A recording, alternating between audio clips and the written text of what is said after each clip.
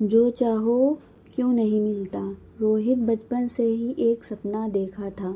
वह चाहता था कि उसकी ज़िंदगी में जो भी वह दिल से चाहे वह उसे तुरंत मिल जाए।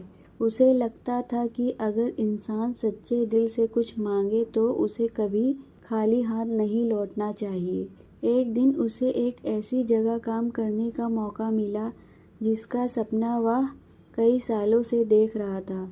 उसने पूरी मेहनत की, रातों की नींद छोड़ दी, हर छोटी बड़ी बात पर ध्यान दिया। उसे पूरा विश्वास था कि इस बार सफलता उसी के कदम चूमेगी। लेकिन जब नतीजा आया तो उसका नाम चुने गए लोगों में नहीं था। उसका दिल टूट गया। उसने कई दिनों तक किसी से बात नहीं की। उसे लगने लगा कि शायद उसकी मेहनत की कोई कीमत ही नहीं।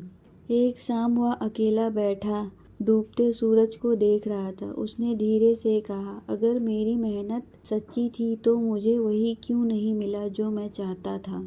समय धीरे धीरे आगे बढ़ता गया। रोहित ने अपने आंसू पोंछे और फिर से मेहनत शुरू कर दी। इस बार उसने सिर्फ मंजिल के लिए नहीं बल्कि खुद को पहले से बेहतर बनाने के लिए काम किया। करीब 1 साल बाद उसे एक नया अवसर मिला।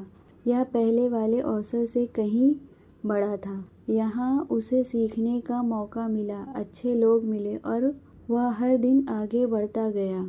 एक दिन अचानक उसे पता चला कि जिस जगह जाने की वह पहले जिद कर रहा था वह कुछ ही महीनों बाद बंद हो गई थी। वहाँ काम करने वाले बहुत से लोग बेरोजगार हो गए थे।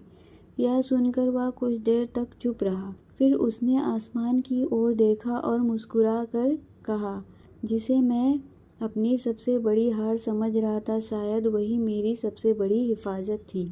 उस दिन उसे समझ आया कि हर अधूरी इच्छा बदकिस्मती नहीं होती। कई बार जिंदगी हमें उस रास्ते से रोक देती है जहां हमें नुकसान होना होता है और धीरे धीरे उस मंजिल तक पहुंचा देती है जो हमारे लिए सच में बेहतर होती है।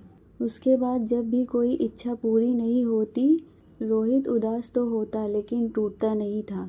वह बस इतना कहता, शायद अभी भी नहीं, क्योंकि मेरे लिए इससे भी बेहतर कुछ लिखा गया है।